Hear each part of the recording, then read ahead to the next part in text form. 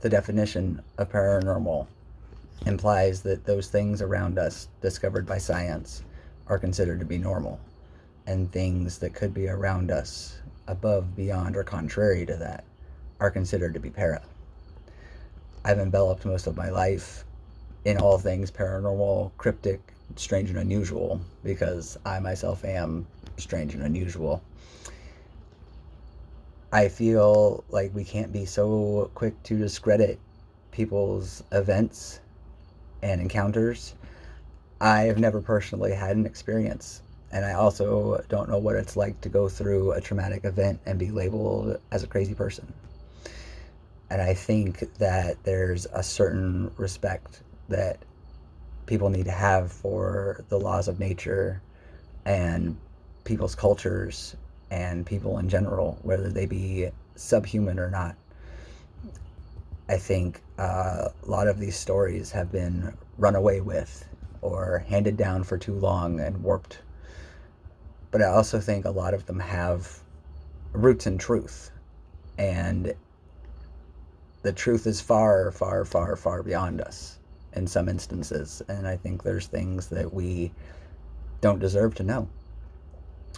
And there's a fine line between crazy off-the-rail conspiracies and those that are generally curious about all things paranormal. And I'm one of the latter. So I'm not here to persuade or try to convince anybody, because I want to believe does not mean that you need to believe.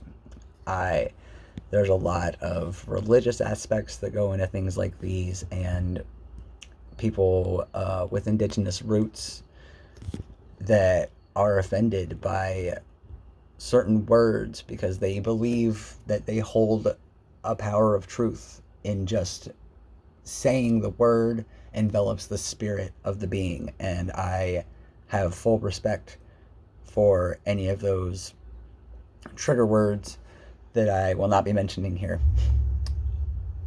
When I say things like cryptids, I do mean things like Bigfoot and Chupacabra and the Loch Ness Monster and all of those. Facts you may not know, that there are... Every state has a local cryptid. You just have to look yours up. Michigan's is in fact the Dogman. I think that's more of a northern Michigan thing. But we're not the only state that's known for canine cryptids like that. Wisconsin, our neighbor over there, actually has their own. The Beast of Bray Road, as it's called.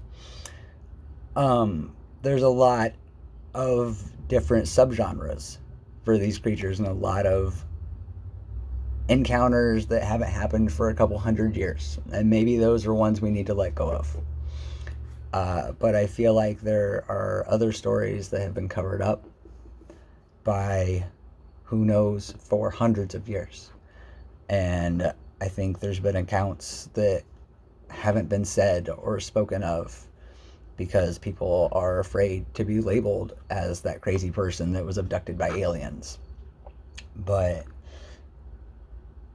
I think there's people like Travis Walton out there. If you've seen the movie Fire in the Sky, you know that he had a very real, very traumatic event and was discredited, and nobody believed him still. Things like the Kelly Hopkinsville Goblins of 1955. That's where the Little Green Men was birthed and actually inspired E.T. Now, maybe an entire family did get blackout drunk and shoot up their house from the inside out in the middle of winter for no reason. Maybe they were drunk.